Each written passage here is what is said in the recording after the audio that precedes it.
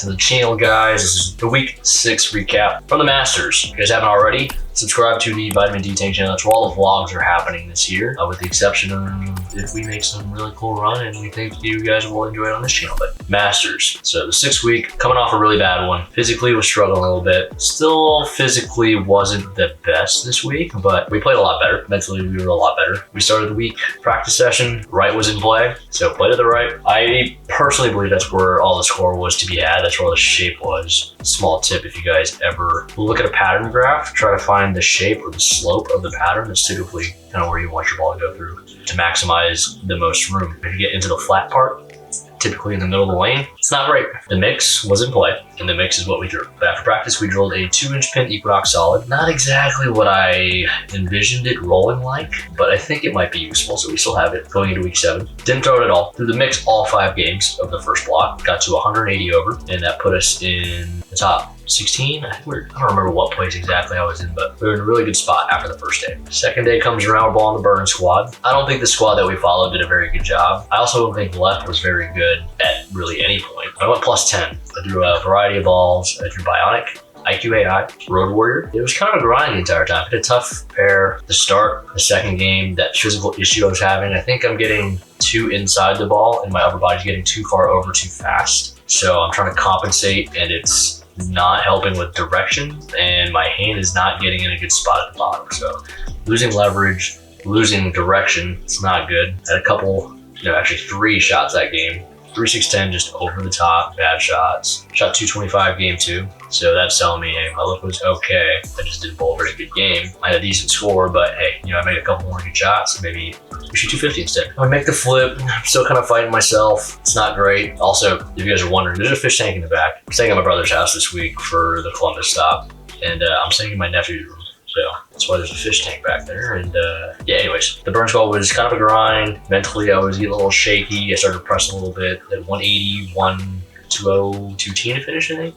Or like 10 over on the block. It wasn't my best by any means. We were still in a really good spot, 190 over. We were about 20 inside the cut going into day 3. Going back on the fresh, we bowl in the morning, throw the mix again, shoot 270 the first game, get to 260 over. Okay, we're good. Projected number we thought was going to be about 225 over to 235. Boy, were we wrong. We were about 50 off. And I think it's because the squad I was on as a whole played further right, so it let B squad bowl a little better than our burn squad. Their burn squad, sorry. Anyways, 270 the first game, I get the 260 over. I'm like, okay, cool. We just have to keep hitting the pocket, don't do anything stupid, make the flip. Physical issues coming out again, start seeing some things I don't want to see with the lanes, and that made me a little uncomfortable. Started making some bad shots, 180, and then 2-0 the next game. The mix wasn't as good for the second fresh squad, I think just because of the cross we had and more people were doing it, so it made it go way faster. But got on the concept. Still didn't really throw it great the rest of the day, but I tried to be a little bit taller. I started putting more shots online, which was good. Bowled 510 the last 2 games to get to 370 over, and we were set for match play. We qualified 29th. I believe it's the highest scoring Masters ever. Some really big scores this year. I don't think they anticipated us being able to throw the plastic balls to the right or the low performance spare ball type bowling balls, but we did.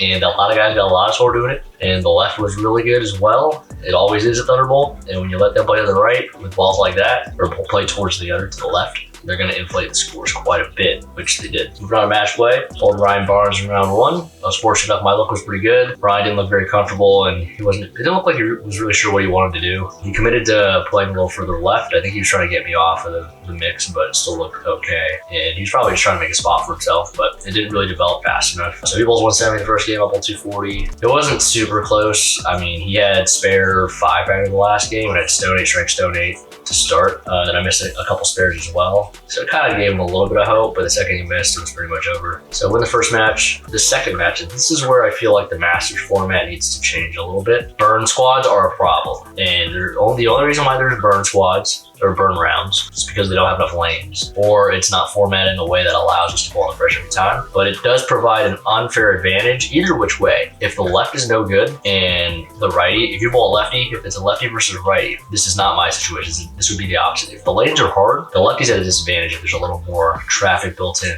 to the right, because now they're breaking them down a little bit. But if the left is good and the look is good on the fresh on both sides, I bowled Spencer Robards, really good lefty, strikes a ton. He got the ball in the fresh. I got to follow 2 righties. One of them, I was told, tried to ruin one lane. That doesn't help me at all. That actually puts me at a severe disadvantage. So going into that match, I knew it was going to be an uphill battle. I ended up losing by 100. I bowled a pretty good 3 games. I shot 690. I missed a spare in the 10th frame. The last game didn't really matter, but I picked it up by 700. So that wasn't my deal. But I walked away from that match going, I bowled good, did what I could. Opponent averaged 260.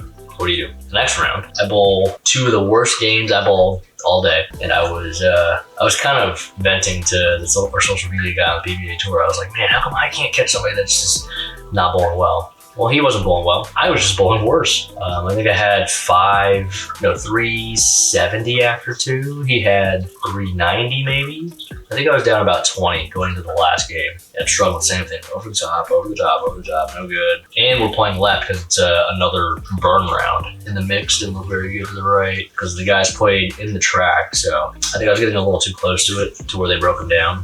And the mix, I didn't have any hold left.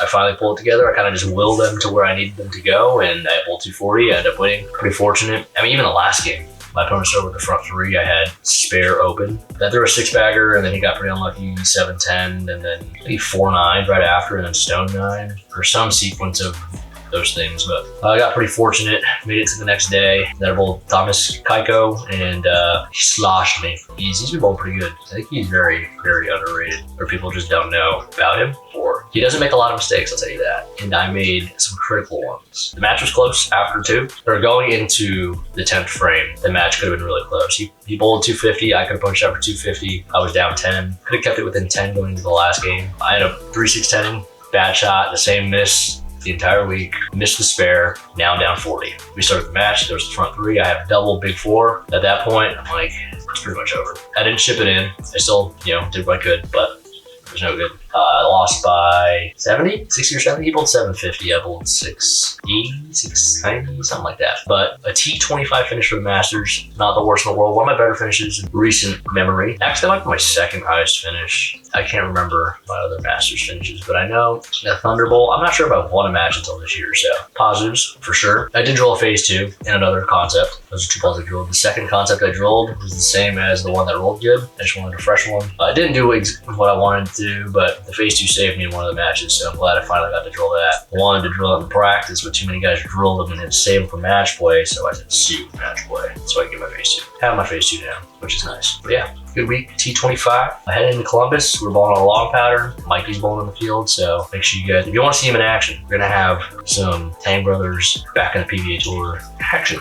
If you guys made it this far, I appreciate it. Make sure you slap that like, comment on the video, let us know what you think of the PBA and CW so far. I think the shows have been really good, even though last week was super low scoring. Watched the Master Show last night. That was pretty exciting. Super happy for Bug. Congrats to Bug, first time major champion. Yeah, I mean, format changes year to year are unfortunate, but we do know going in what we're doing. It's not like it was a surprise. So, would it be nice if it was the same every year? Yeah, but the situation's the situation. If you're an EJ fan, it's a heartbreaking moment, but at the same time, last year Simo could say lost the format also. I don't know. Who knows? It is what it is. Congrats to Bug. Super happy for him. Hopefully we can start making a good run like he is at the moment. Thanks for watching. See you in the next one.